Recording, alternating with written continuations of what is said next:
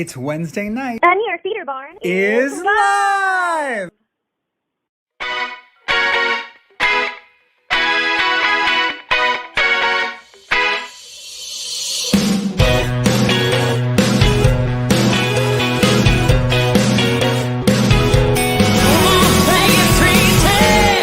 I see color for the first time. Finally, I can feel the sunshine. My heart's singing for the first time. Baby, is this love? I see color for the first time. Finally, I can feel the sunshine. My heart's singing for the first time. Is this love?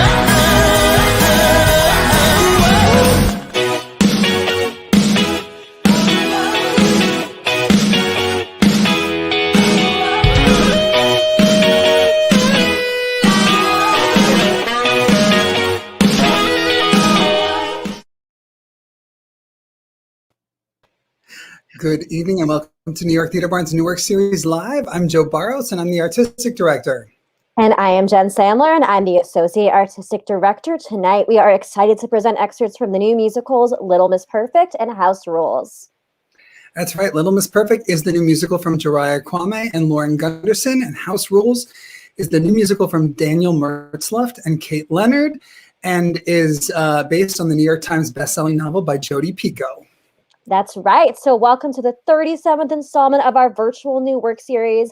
And as you know, for the past tumultuous year, we have presented 78, we're so close to 80, 78 new musicals, lifted up the work of 131 writers, and have served over 400 artists. Wow, wow, wow. And as always, tonight's broadcast is being simulcast to Broadway On Demand, and we are forever grateful for our friends at Broadway On Demand for all they do for us. Over the past year, a global pandemic and a systemic reckoning gave us the unique opportunity to empower artists, lift up culture-shifting stories, and support our community, and make musical theater development the most accessible that it's ever been, both for artists and audiences. New York Theater Barn views musical theater as thoughtful, introspective, healing art, and is dedicated to making space for artists to dream about how extraordinary the world can be. We've been working tirelessly towards a commitment to paying artists and staff members, and I'm proud to say that we now do. Thank you to our generous donors and our board of directors for making this a reality. And we wouldn't be able to do anything we do today without the people who gave us the foundation to live our dreams. So here to tell us more about how you can support New York Theater Barn are our parents, Steve and Cece Barros, and Steve and Mindy Sandler. Hi, we're Steve and Cece Barros. We're coming to you from our home in Grants Pass, Oregon. And we're Steve and Mindy Sandler. And we're coming to you from our home in Fairlawn, New Jersey. We echo Joe and Jen's passion for the development of original, culture-shifting musicals. We enjoy tuning in to the thrilling work that New York Theater Barn is presenting each month during this global pandemic. We also understand the value and importance of New York Theater Barn's vital work over the past 14 years. We appreciate New York Theater Barn's dedication to keeping theater alive. As healthcare workers, we made it our priority to keep our friends, family, and fellow citizens safe and healthy, especially in a time like this. And although we're healthcare workers, our hearts have always been in the theater. The NYTB family is excited about tonight's original, culture-shifting musicals, Little Miss Perfect and House Rules. The company is proud to lift up the work of Jariah Kwame, Lauren Gunderson, Daniel Merzlufft, and Kate Leonard. New York Theater Barn is a 501c3 nonprofit organization, and your gift tonight is tax deductible. Thank you for supporting live theater and the development of original musicals. Enjoy the show.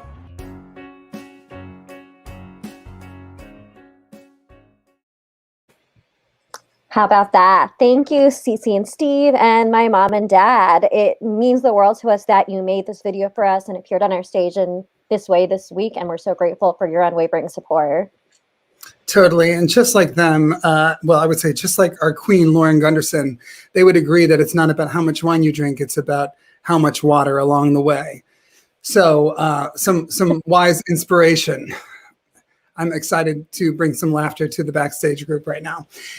So making a gift tonight is easy and fun. Tonight you can quickly donate by text. It's true. The number to give is 631-710-NYTB. Those last 4 digits are 698T, and you can text and give just like that. It's so easy, and we're not going to make any American Idol jokes tonight. We promise. We absolutely are not, because it would be crazy to make like a Ruben Studdard or, a Kelly Clarkson joke. Or David Archuleta, That too. Earlier this month, we featured the new musicals Nothing to See Here and The Lesson. Here's a clip from our presentation of Brian Blasky and Lori Hochman's Nothing to See Here. Take a look. This town is people play and keep away with their home lives in the square. This town gets less and less appealing with everyone I meet. This town has radio equipment rolling down the street. Maybe this trial's gonna be a bigger story than I thought.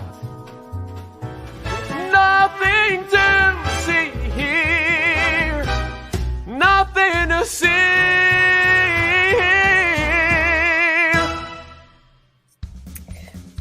So we met at NYU's graduate musical theater writing program, and so Nothing to See Here was actually our thesis musical. We knew we wanted to write about something historical, and Brian found a website called famoustrials.com.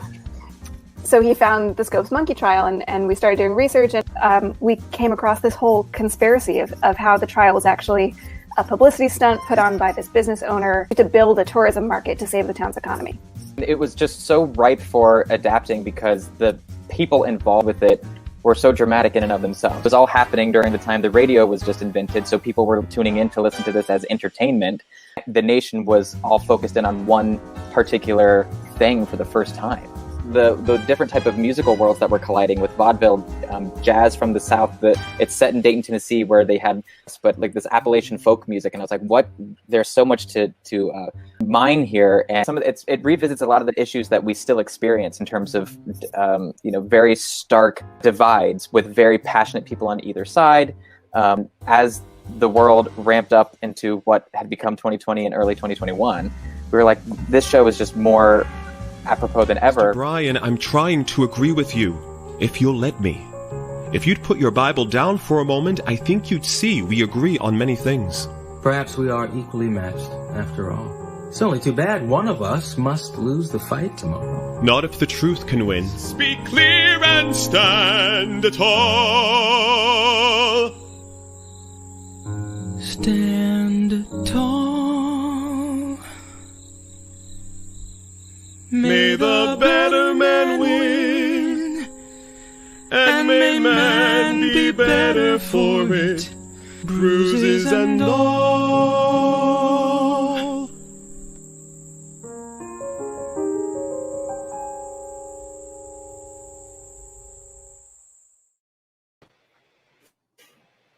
That show is so different and special. And, I grew up with Lori, so it's such a full circle way to have her on the show 2 weeks ago. Totally. Yeah. And now here is a clip from Avi Amon, Nolan Duran, and Ty Defoe's The Lesson. Take a look.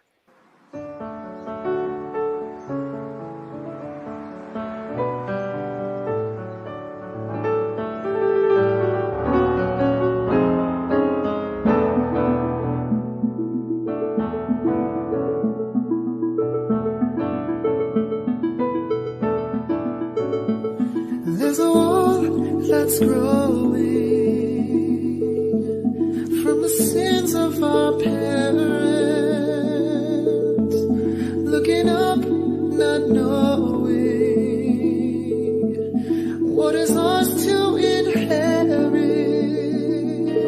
it started with me and Avi. We sort of started working on music. Yeah, and we came across this vague entry in some journal that there was a possible lesson that Mozart gave to Beethoven in 1787, and we were like, interesting. So it's just let's just write some tunes and see what happens. And soon enough, we had this kind of collection of songs, and then we're like, oh, there's actually a story here. And then we sort of came to Ty. We were like, we need somebody to actually help us tell the story, because we can't. There's no way we can do this by ourselves. And you enter this world of Beethoven and Mozart and BJ, Bishop Joseph, and I guess you quickly learn that there's a socioeconomic divide in the show between the high court and the low court. And Motherfucker's a song that also sings about irreverent attitudes towards a type of hierarchy who dictate what art should be. They sit on their throne and call it art, but I'm bored as shit, la la la la. They can all lick me in the arse. Want me to write what you want, I will walk out the door. That shit he gives will come around. The battles we fought, pop, pop, hey! Won't give a thought when he's in the ground. I'm destined for more. These motherfuckers won't leave me alone. That motherfucker won't leave me alone. This next song talks a little bit about, when your heart goes pitter-patter with your moral code versus something trying to, I guess, climb the ladder. And so Mozart is sort of tested with all of his feelings.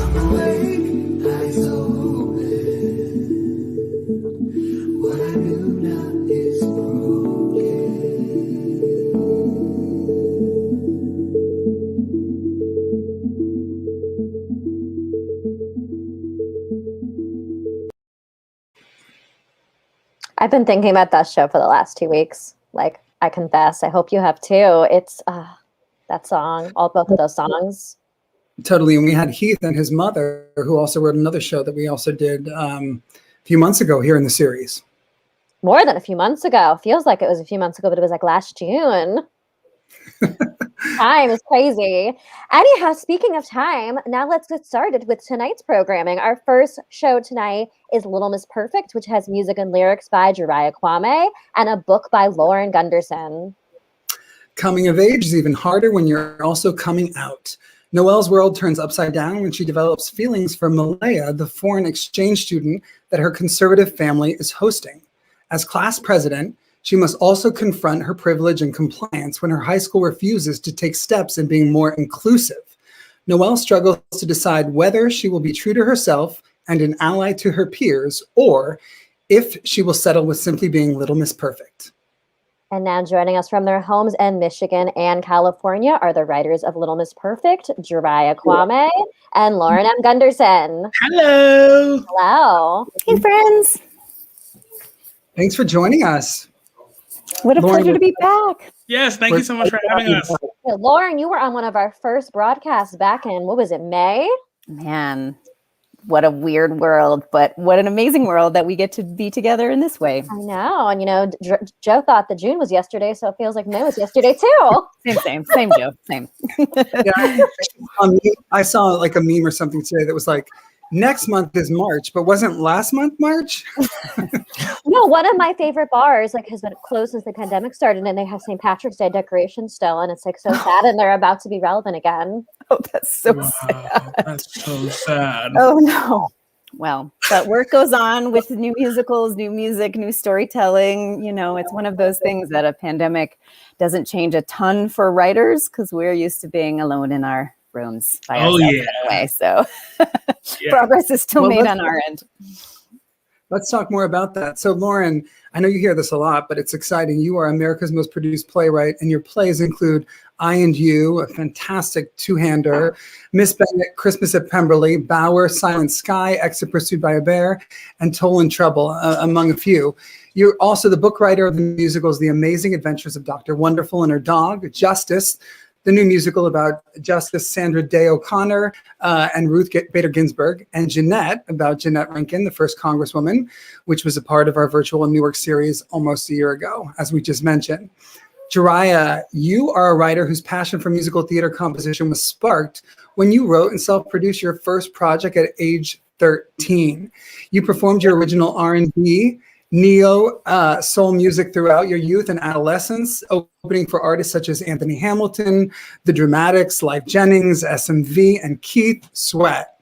You've since written over 6 musicals ranging widely in style and subject matter, from song cycles, stories of strong women, a dark retelling of Pinocchio, to an MLK biopic.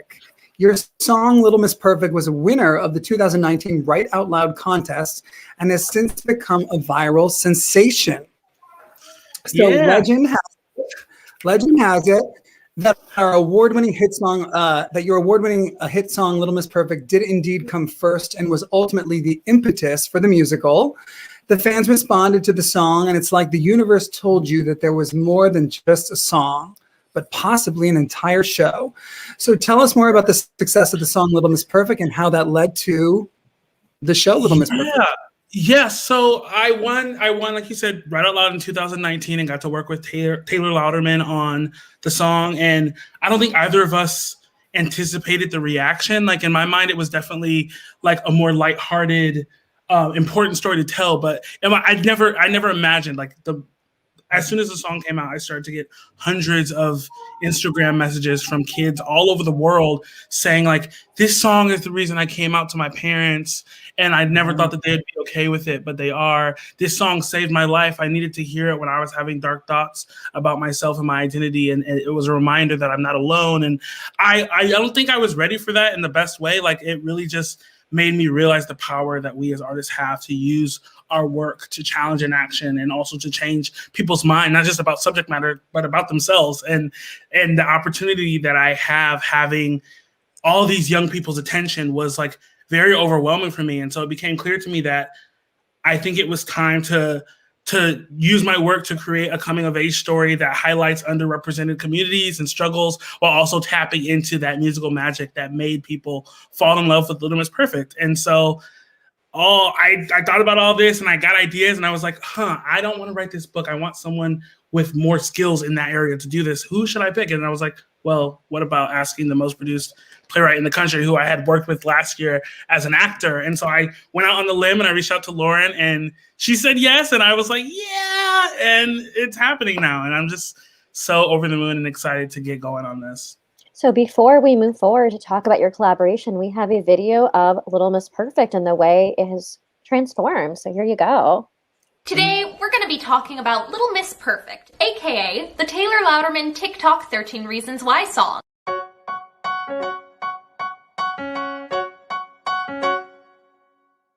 Straight hair, straight A's, straightforward, straight past. I don't cut corners, I make a point to be on time.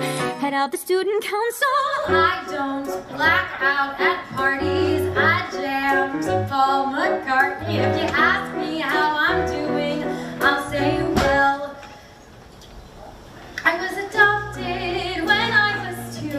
My parents spoiled me rotten. Often I ask myself, what did I do to get as far as I've gotten? A pretty girl walks by my locker. My heart gives a flutter, but I don't dare utter a word. That would be absurd behavior from Little Miss Perfect. Na na na na na na na na no, I can't risk falling off my throne. La la la la la la la la. Love is something I don't even know. Straight hair, straight gaze, straightforward, straight girl. Little Miss Perfect, that's me. One night, my friend stayed over. We laughed and drank and ordered something about her drew me in. But it's totally platonic. That night was so exciting. Her smirks were so enticing. Hours speed by like seconds. Then what happens is iconic. She takes a sip, I bite my lip. She tells a joke, I nearly choke. She braids my hair, I sit there blacking out for the first time. Next thing I know, I lose control. I finally kiss her, but oh no, I see a face in my window. Then my brain starts to go, no, no, no, no, no, no.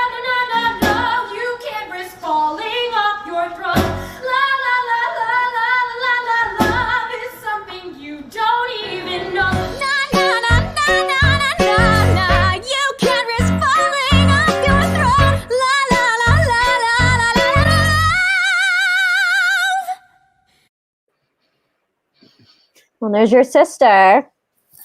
Yeah. Oh, Taraya. Hi, Taraya. Taraya is my older sister. Love sister support. I was in Carrie that I directed at Michigan State University.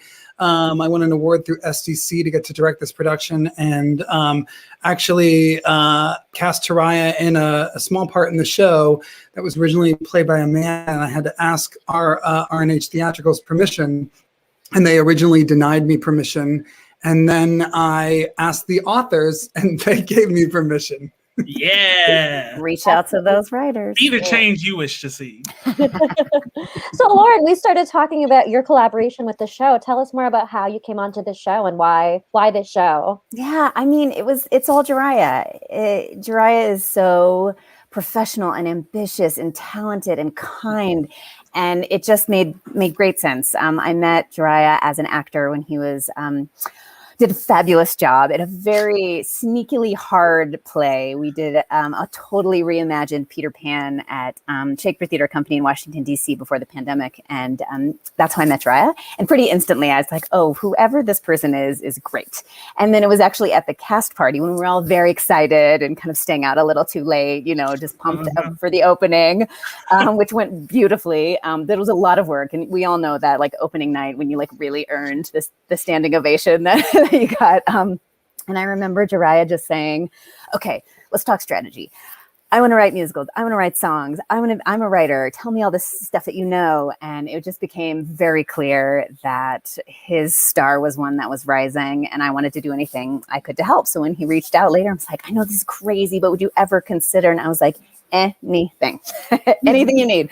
And then, of course, the song is gorgeous. It's a beautiful kind of a microcosm of a whole play in that song. And so there's so much already there. The kind of proof is in the pudding of that song that this can be and will be, as we are creating, a story that is queer positive and has centers women and girls and has this message of defiant young people trying to, as Jiraiya just said, be the change they want to see. It's going to be loving. It's going to be surprising. And so we're really building it right now to kind of fit all of those things and just make it the best we can make it. Wow. Tell us more about where the show has been besides Write Out Loud. So this is like the very beginning. The song was a standalone, and since then I have just watched the growth of the song.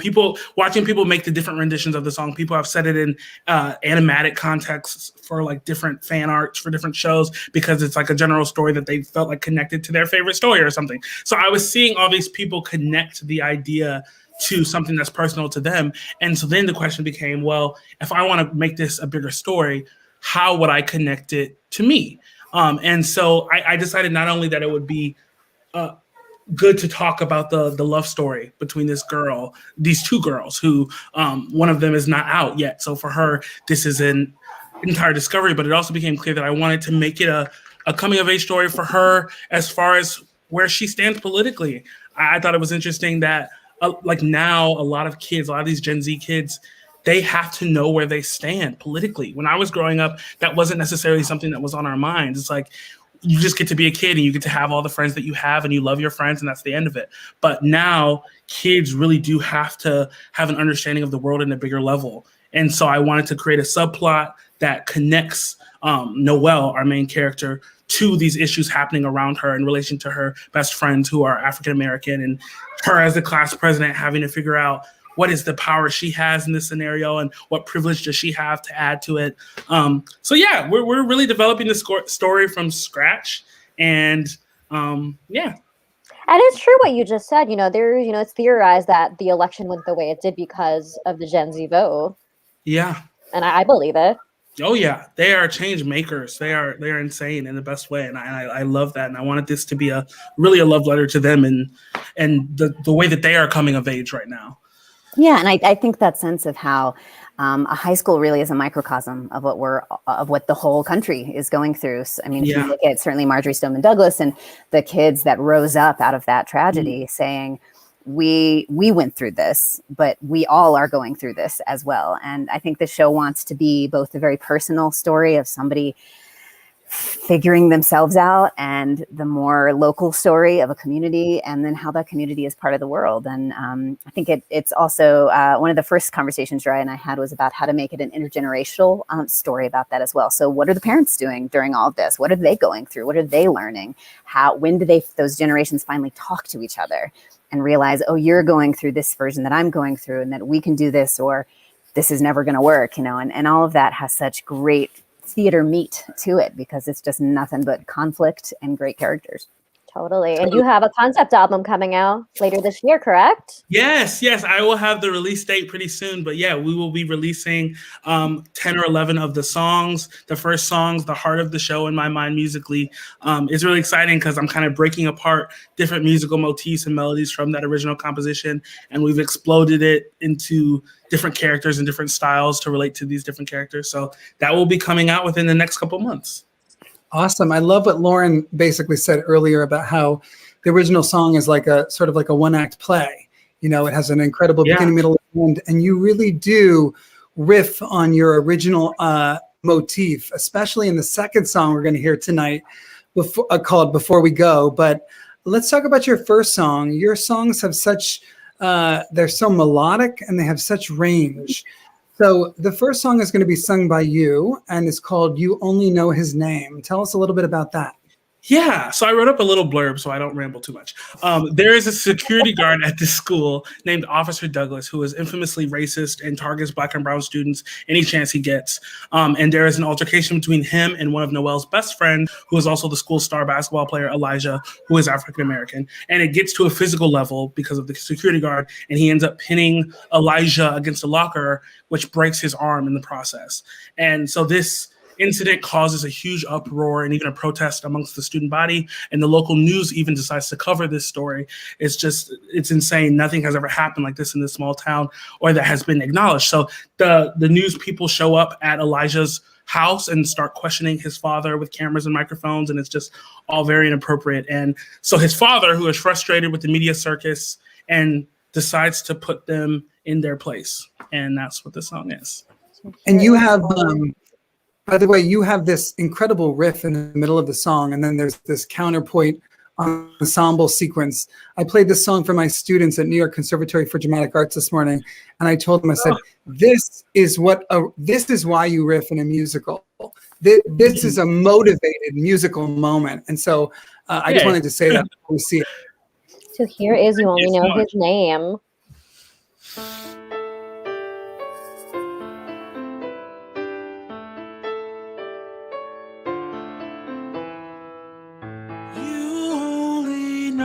His name, you only know the story. To you, he's just a piece of news, a headline to peruse. You only know his name, you barter with his trauma. My tears are father's fears, but yours appear as TV drama. Hats off, you're giving quite a show. You only know his name.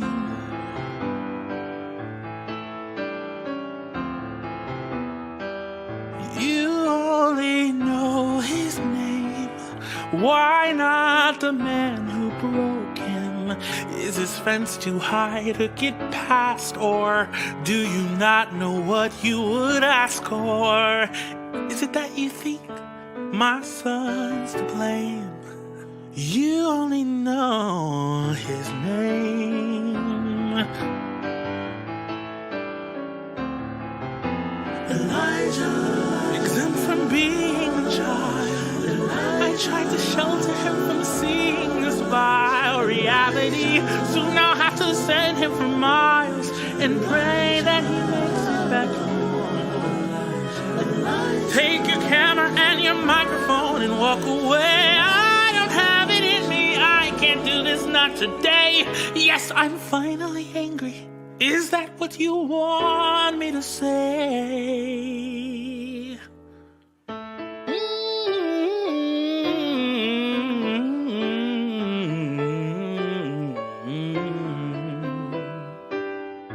I'm glad that he's okay. I pray his heart gets better. Soon you'll forget his name, but he'll always remember.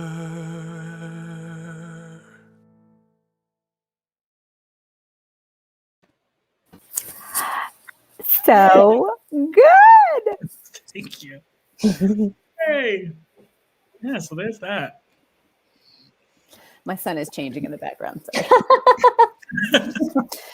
When you have little theater fans, they'll just it's normal. Awesome. That was so wonderful. Tell us about the second song, which I mentioned before, also uses the motif that you originally created in the original song. Yeah, so this song kind of takes us to the high school. So just for some context, Noelle, our protagonist, is the class president. So she's trying to secure her college acceptance. She doesn't have her future planned out like her best friend. So she's feeling a little insecure. Like, what am I going to do after high school? One of my friends is going to be the valedictorian and going to Harvard. And my other friend is like about to go to the MBA, it seems like. So what am I going to do?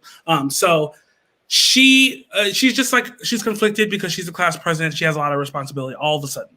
So the school is in shambles after the incident with Elijah's arm, and the students are even going to the length of not coming to class until justice is had and Officer Douglas is fired. They make that the ultimatum. Amani, Noelle's other best friend, comes to Noelle hoping that she can help with the power that she has, but Noelle expresses that she wants to remain neutral in order to save face with the school. This, of course, really upsets Amani and questions their friendship, and Amani goes off. And that is what this is. And who is singing the song? This is the beautiful and talented Savannah Fisher. Who will be on your concept album. Yes, she will. Here's Before We Go. Wait a second, can we stop pretending that we're all affected just the same? Elijah's arm is not the only harm that Douglas causes. Are you kidding, Noelle? What the hell? I can't believe you're taking their side. We made a pact, Noelle, don't stab us in the back, Noelle. Guess an acceptance is worth your pride. And I'm all straight hair, straight face, straightforward. I have to be so overachieving when no one believes that I'm worthy while you skate by on mom's connections. Future first friends come second. Since when did you take direction from your stepdad? So hey, it's time for a little best friend recess. You clearly don't give a fuck, so I guess we might as well take a break. You proved today that if it comes down to it, it's you and you and you and you don't care what you gotta do. What difference does a promise make? But when your world comes crashing, please do not come asking me to clean the mess up. Enjoy playing dress up. Finally, money saying no. Way to show us who you are before we go. Oh, she's so good. My God.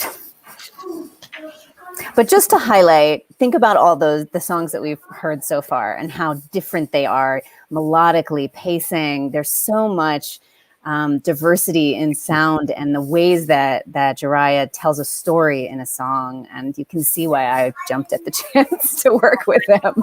Thank you.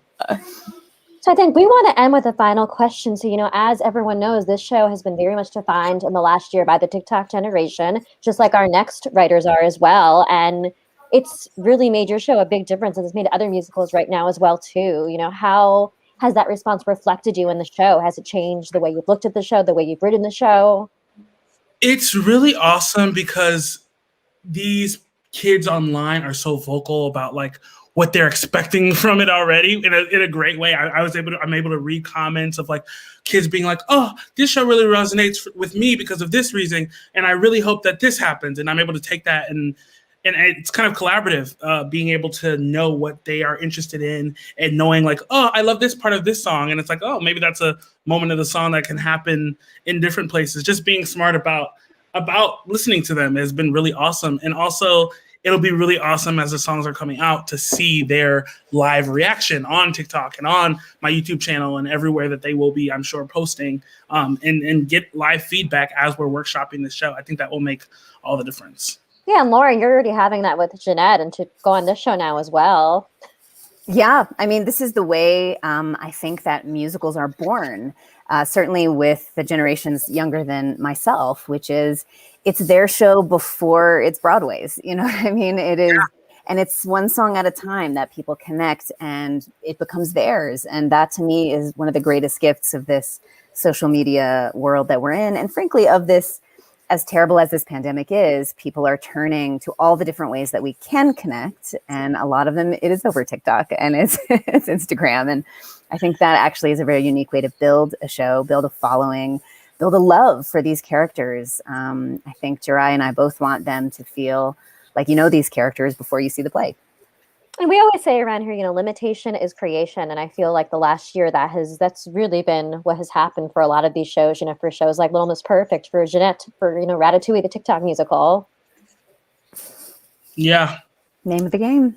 Name of the, yeah. And we keep making, you know, you can't stop an artist. So there's, I mean, you couldn't stop Jirai anyway, but certainly with the pandemic, Jirai's like, look, here's 15 songs. You're welcome. I will say I have a lot of time to write for the first time, and it is amazing having so much time. But so like I said earlier, Jirai Kwame is one of the most thrilling emerging voices on the musical theater scene, and Lauren M. Gunderson is creating such amazing, versatile work with people like Jiraiya, Aria Afsar, and Brian Loudermilk and Kate Kerrigan, among many others. Thank you both so much, and we can't wait to see more from Little Miss Perfect. Thank you so much for having us. It's a pleasure, y'all. Oh, that was so fun. Wow.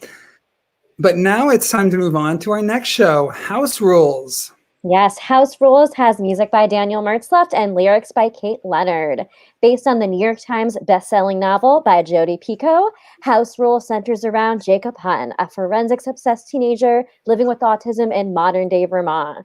With the help of his devoted mother and oft-overlooked younger brother, Jacob relies on his strict routines to navigate daily life as smoothly as possible. The family is thrown into chaos, though. However, when Jacob's beloved social skills tutor is found dead, and Jacob is suspect number one. And now joining us from their homes in NYC are the writers of House Rules, Daniel Merzlufft and Kate Leonard.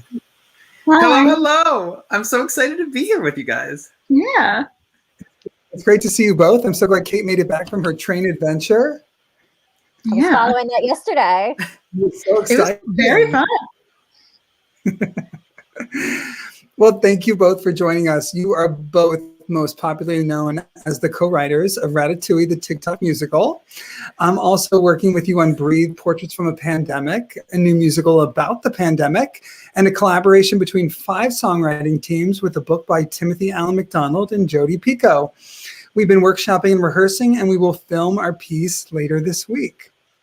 Together, you also created the Broadway junior show, Dot and the Kangaroo, commissioned by iTheatrics and MTI Australia, and you're both members of the BMI Lehman Engel Musical Theater Advanced Workshop. Dan, you're also known for your viral sensations, the Thanksgiving musical featured on The Late Late Show with James Corden, and the grocery store musical featured on ABC's Good Morning America. So Dan and Kate, when did you decide to collaborate together, and what inspired you to want to adapt this best-selling novel into a musical? Great question. So we met at our first year doing the BMI Musical Theater Writing Workshop, where throughout that whole time you're paired up with different individuals. Like you're assigned something and then you're paired up with someone. And Kate and I were never actually paired up, but I always admired her work. I'm not going to say I admired Dan's work. I'm not going to say that, but and we were chatting at the bar one time, because everyone always goes to the bar after, and I like to call it the world's weirdest dating game, because literally what you're doing the whole year is like, well, I sort of like them, but like I don't know if I'm gonna gel with them, so like maybe we should be friends and not like because you're in a relationship, you know, when you're in a songwriting team, you really are. So it's like, oh, like maybe this. And I remember chatting with Kate, and I had been chatting with Jody about possibly adapting one of her books. I mentioned it. Kate was like, yes, I'm into it. And then like next week had come back with like pages of notes. And I was like, great, love this. That's when I was like, oh my God, she's brilliant. Her lyrics are brilliant. Like just in general, brilliant person. Her lyrics are brilliant. And I'm obsessed with her as a person. So like this should happen. That's my version of the Shut story. up. I'm obsessed with Dan. Dan can write the heck out of a song. And I basically spent the entire first year of BMI being like, oh, wow, he does this every week. He just always puts out something that sticks in your head for the rest of the day. So we committed to writing together for this project for the second year of BMI, which is always a long-term adaptation with one partnership without ever having written anything together. And it was very lucky that we work really well together and that we enjoy the partnership. Yeah. And basically, how we landed on House Rules was I've known Jody for a few years via other projects. And I said, you know, like, I'd really love to chat with you about adapting one of her books. And she was like, well, these are the 3 that I want to do myself. And then any of the other ones, you can like, God bless you, Jody Pico, wherever you are.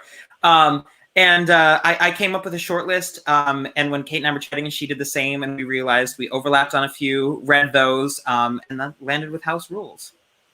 So before we keep going, we actually have a video from the famous Jody Pico. So here's Jody. Hey there, I'm Jody Pico. I wanted to talk a little bit about House Rules, which is one of my older books. I wrote it a long time ago because autism is something that is becoming more and more prevalent. In the United States, roughly 1 out of 54 kids is diagnosed on the spectrum. And when I was thinking about this book, I really wanted to write a story about the legal system and how it works if you communicate a certain way. But if you don't, you're out of luck. And if you happen to have autism, you are one of the people for whom the legal system is not going to work.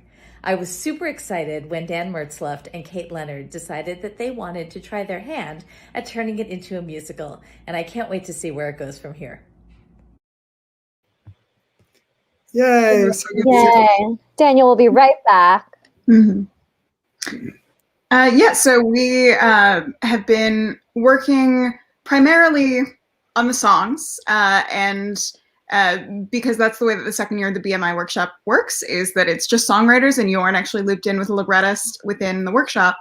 And so we would talk about the directions we wanted to take with the story with Jody from time to time and see how she felt about choices that we were making that differed from the book or expanded on areas in the book.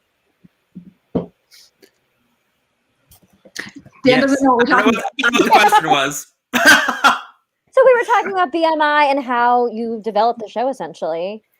Oh yeah, totally. I'm sure that Kate just covered it, but you know, it was we spent second year doing that, and while you have a lot of freedom, you're still doing assignments sort of things. You're basically trying to write certain things. So we didn't want to expand out too much in what we were doing, and you know, bring in a dramaturg and all that stuff yet. We were really focused on that. And then we decided, okay, like now we've had a little time after BMI. You know what? Why don't we really start to move forward with this? So we decided to make some demos with my buddy Connor Keelan, who's incredible. And I believe I got his first instrumental drafts on like March 9th of last year. So I remember I had notes for him that I was like gonna send him, and then all this stuff happening, and I was like, I don't know what's happening. And then, you know, we sort of just let everything die for a little bit, because I think all of us had to do that with things. But it was so funny when we were chatting about doing this, and like, you know, Kate and I have been writing the things and haven't really thought about it for like 9-10 months at this point. Of like the demos were sitting there, the instrumentals were done, and we just, you know, could you even get in a studio at that time, which was fascinating. Well, we'd love to hear the first song, which is called Just One Dance. And I'm so excited that you're going to be singing the song with Michelle Beth Herman. So tell us a little bit about that. Yeah, sure. So in the song, Jacob is in a session with Jess, the psychology grad student who serves as his social skills counselor. And they're discussing the upcoming dance that is happening at Jacob's school. And you know how he might ask a girl to dance, how to simply dance. And then eventually, as the song progresses, Jess gets consumed by her own memory of these experiences, and we have a dream sequence of the first time she ever met her horrible boyfriend, but she doesn't think he's horrible. We do, though. And then when she comes back into reality, Jacob sings directly to another character for the first time in the show. And this does happen near the end of Act 1. And this is sort of a language that we've established for the show is, Jacob really struggles with connecting with other people. And I know there's a beautiful paragraph in Jodi's book that is almost verbatim from one of the interviews she did with a person who's on the spectrum about what it feels like to look someone directly in the eyes. And you can't really do that on stage very clearly. It's one of the pieces of the language that we established that he never sings directly to another person. People can sing to him and he can sing his thoughts to the general world, but he'll never look someone in the eyes and sing directly to them until this moment with Jess. And then she dies 10 minutes later. So here is Just One Dance with Michelle Beth Herman and Daniel. Come on, Jacob. A school dance can be so exciting. We just need to make sure you know exactly what to do. What do I do? The first step is to smile and stand, turn to greet her, and you hold out your hand. Then you ask her, Amanda, would you like to dance with me? The next step is to enter the crowd, wear your earplugs so it won't be too loud, and you look for a spot where there's room to move easily. Keep your chin up, you don't need to be afraid. Then for a moment there's only you. Let all the others fade from your view. This is the perfect circumstance, time to take a chance, feel the song, move along, there's no right or wrong, it's just one dance. What if it's a slow song? That's the easiest kind of dancing. But Jacob, if it's a slow song, you will have to touch her. Why? It's an unwritten rule of dancing, and it will be okay. The first step, place your hands on her waist, hold her lightly. You'll be comfortably spaced. She may reach for your neck, but I promise you'll make it through. The next step, count the beats in your head for a slow dance. She'll expect to be led, so you move to the pulse of the song and she'll follow you, gently gliding as the music drives your feet. And for a moment there's only her. Let all the others fade to a blur. This is the moment for romance, time to take a chance, spin the girl, then unfurl as you watch her twirl. It's just one dance. This is stupid. I don't want to do it. Jacob, it's one night of your life. 1 3-minute song of obligation. What do you have to lose? What do I have to gain? Jacob, one dance can, well, it can change everything. It did for me. I always thought affection came in limited supply, and I'd never find my someone, 'cause I'd never catch his eye. The girls who fail at standing out are used to standing by, but the song changes, the room rearranges. What's strange is how quickly it all fades away when somebody smiles at you as the crowd starts to sway.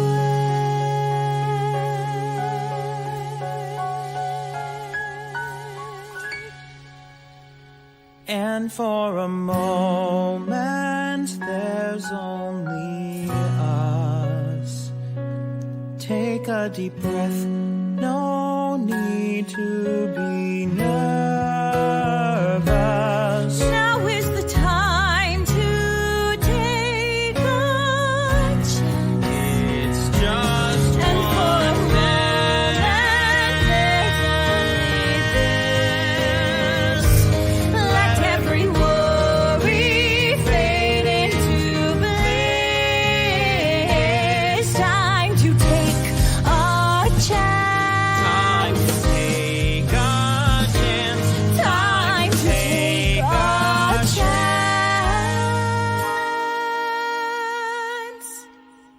It's just one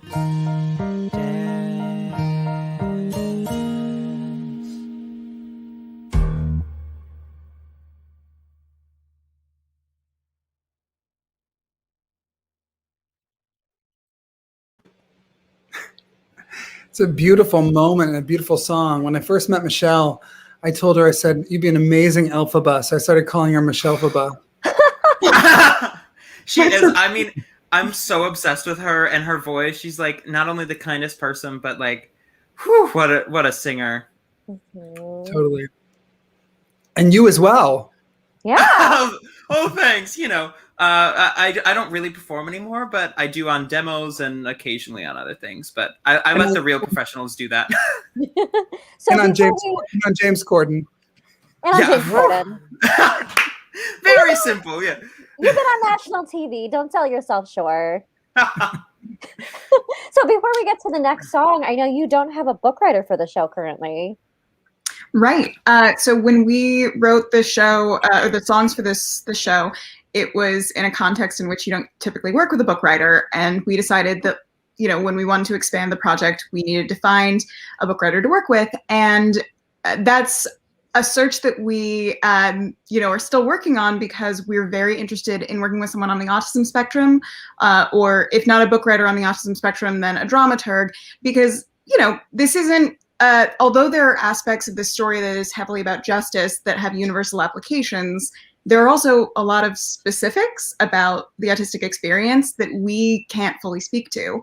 And we were very lucky in that we have friends in the musical theater community on the autism spectrum who provided us with a lot of feedback and thoughts and told us when we were doing things right and when we needed to revise our thinking in some areas. But we would love, as we move further with the project, to have more of that input in a formal way. More What she direct. said. She's the smart one. She's the smart one. He says that all the time, and I'm like, Daniel, look at yourself. Look at all the things that you do. Yeah, I admire that, and I think that's really great and that's really special. So I'm really excited to see who you bring onto the show. Yeah, I'm just so excited to see it progress from, you know, even though we were writing knowing that it was going to move forward, at the end of the day, it was still an exercise. Like there are songs that we wrote for BMI because we needed this specific thing and we knew that that's what we wanted. Never to go anywhere else. We have an opening number that we love dearly. It's cut. You know, but stuff like that, where as we move forward, it's really exciting to see that and to think more of the whole picture as we're going. It's been really fun to also just like reconnect about that because Kate and I have been writing for so many animals recently, which is just so fun. Apparently we like writing for animals. Or for Bree, the piece that we're working on with Joe, that I still can't believe we're going to be like in a room this weekend with people. It's so bizarre filming. It's just so different than this, and it's been really, really fun revisiting these characters. And you know, I know 9 months is not that long, but quarantine 9 months feels forever ago, and it's like, wow, I forgot about these songs. It's been fun to rediscover them. No, there were babies that were born while we were waiting for these songs, so it's a while. We had Very show true, babies in the time we last talked about it. I wanted to say that, you know, I got to review some of the materials from Breathe, aside from your piece, and I was really, really excited about your piece because, well, I just thought the songs were just beautifully melodic and dynamic, but that you explored the queer experience in such a profound way and that I could really relate to about this couple who was quarantined together and was really, you know, dealing with the effects of isolation and the pressure of the world. So, you know, you have magic separately that you both admire. That's beautiful, but you also really, you have a magic where you don't know where one's gift begins and the other ends, and so forth. And I think that's really, that's the ideal collaboration that you want. Absolutely. So what is our second song? What is our second song tonight? So our second song is Jacob's brother, Theo. So he is the younger brother in this family where there's a single mom and the two sons, and he feels overlooked at home because his mother is so frequently prioritizing Jacob's needs. So in the scene before this song, Jacob has a meltdown in public, causing his mother stress and embarrassment. And when Theo tries to talk to her, she makes the mistake of saying, "You're not important right now," in a moment of stress. So he bolts before his family even realizes he's gone. And when we find him again, he's inside the home of a wealthy family who appear to be away on vacation. And from the ease with which he enters the house, it's pretty clear he's done this before. So in the beginning of this scene where the song takes place, we see him looking around at the family photos and trophies and news clippings that are displayed on the walls. And he sort of imagines himself, what this family's life is like, especially as it compares to his own. And then later on, what his life might have been like if he had been a part of it. And part of that is he finds this blazer from a private school and he tries it on and sort of fits into that character. And this is Max Antonio Gonzalez singing. King. He's the best. Here is It's Fine Anyway.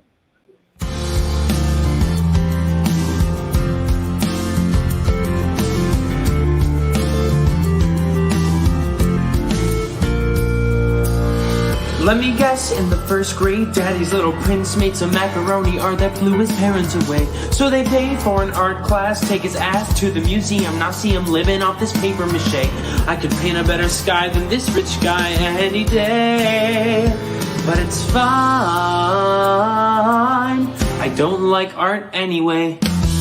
See this girl, only 15, in a teen magazine, a feature on her future as a tennis star. Going far, says her trainer, can't explain her. You just gotta see this prodigy, she's always at her raising the bar. I could beat her on the spot with my drop shot any day. But it's fine, I don't play now anyway. And oh, I had a knack for piano too. Wanna be the best on the eastern seaboard, so I saved up for my very own keyboard. But oh, Jacob would scream every time I played, so my Casio was thrown out, along with the progress that I made. How about them, they had a few kids, made a couple bids on the dollars in the towns they could cultivate. Who's great on the court, pick a sport, and academically, systemically, they're guaranteed to dominate. I could outsmart a tool from a prep school any day. But it's fine, I don't want help anyway.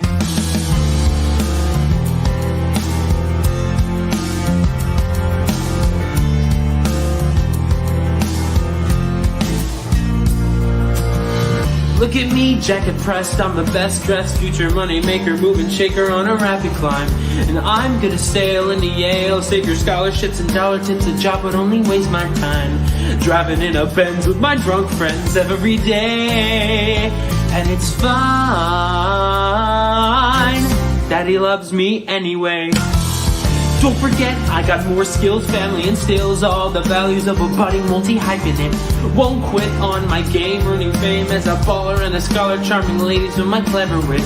And you know I'll go pro, cause I'm someone's protege. And it's fine, life is easy anyway. And oh, hear the cheering, it's all for me. Mom and Dad up in the stands, shaking all my teachers' hands. And oh, see their golden boy make good. I am climbing higher and higher and higher and higher,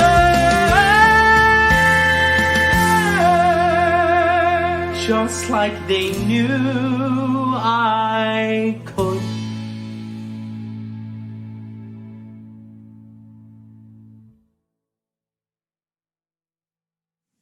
Look at me, only 15, barely even seen as I loiter on the fringes watching time go by. And I never needed to succeed, but perhaps the scraps of love I got were not enough to help me try. I could disappear, run away from here any day. And it's fine, they don't need me anyway.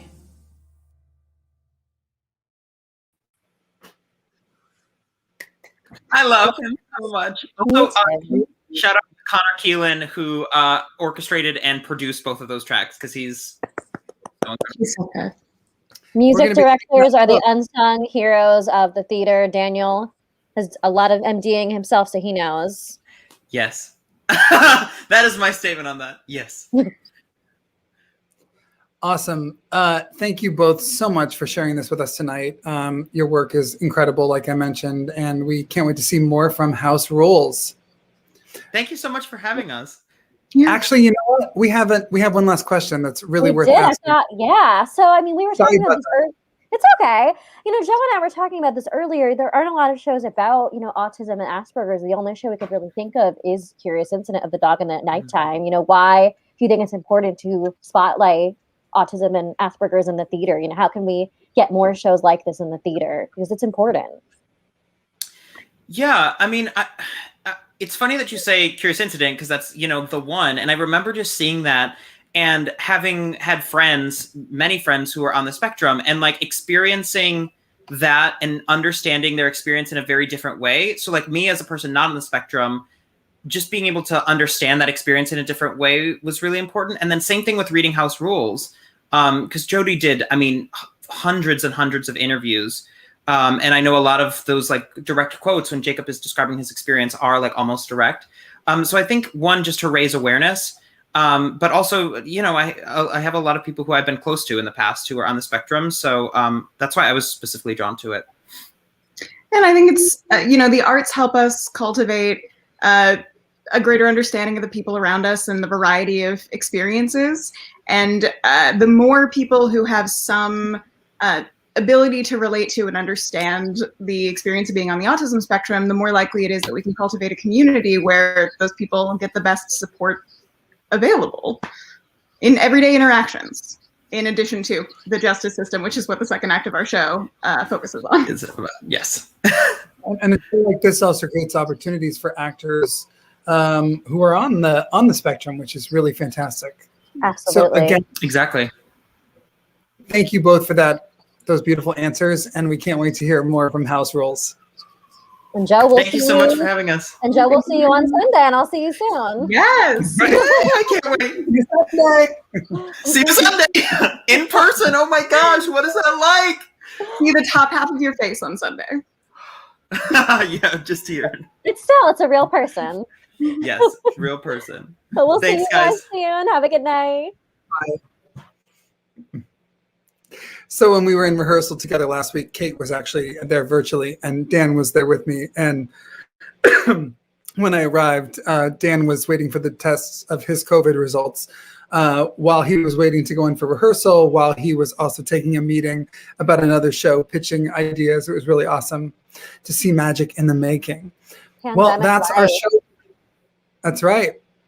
Like we said, limitation is creation. So some of our lives are evolving. Some of our lives are scarier than we imagined. And some of our lives are really thriving and evolving for the better, which is great. We make it happen. We make it work. That's right. Yeah. Well, that's our show for tonight. We'll be back in 2 weeks on Wednesday, March 3rd at 7 p.m. Eastern Time with the new musicals On This Side of the World and The Village of Vale. On this side of the world is written by Paolo K. Tyrell with additional development by Noam Shapiro. And The Village of Vale is written by Jonathan Carpinos, John McGrew, and Joseph Barca. And I just loved seeing Paolo's show On the Side of the World in the NAMT Festival this year. It was beautifully done with an ensemble of Filipino actors about Filipino immigrants. So please join us next Wednesday, February 24th at 7 p.m. Eastern Time for a special edition of our programming in celebration of Black History Month and to commemorate the 60th anniversary of the historic Freedom Rides. We will be featuring the groundbreaking new musical, Freedom Riders. The night will boast a conversation with the writers, our friends Richard Allen and Taryn Gray, performances from the show, and an appearance by one of the last surviving Freedom Riders, Charles Person, which is mind-boggling to me, and we're so honored to have him join us. So you don't want to miss this. It's going to be a very exciting, and like our new work series, the story behind the musical is often almost more interesting than the show. It provides a lot of depth and a cultural connection to a culture shifting story. It takes an incredible amount of work to make tonight's show happen. And in order to continue to lift up artists and original musicals, we really need your help. So please join our generous donors by making your gift today on our website at nytheaterbarn.org/give. And as we said, you can also donate quickly by text at 631-710-NYTB. That's 631-710-6982. Those details will follow below in the video description. I'm starting to laugh because I'm like, and we'll also provide you with auto insurance if you've called up. But I promise you, if you make that phone call, your life will if you make that text, your life will change. You'll also get a ringtone from Napster. You'll get so many different things. So as Joe said, the link to donate is nytheaterbarn.org/give, or if you're old school, 631-710-NYTB, 631-710. Those last 4 digits are 6982. Thank you for tuning in tonight, and thank you, as always, for supporting live theater. That's right. We'll see you next Wednesday for Freedom Writers. Good night.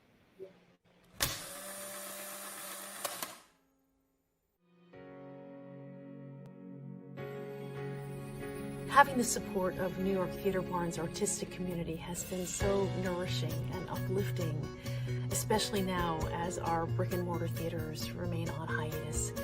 And I've been so grateful to have a place to gather and share our work. And I just want to say that New York Theater Barn is very special. It has several different programs that help development of musicals. They're looking out for theater. They're looking out for new shows. They're looking out for new artists and new creators. That's what we need. That without places like New York Theater Barn, people like me don't really have the opportunity to workshop our work and don't have an opportunity to make it better. So it's very important that we are all supporting organizations doing the work that New York Theater Barn is doing right now. So I hope you are very generous with giving to Theater Barn, and they've been so generous to generations now of writers. I hope you will give to them this holiday season, and I hope you have a great holiday.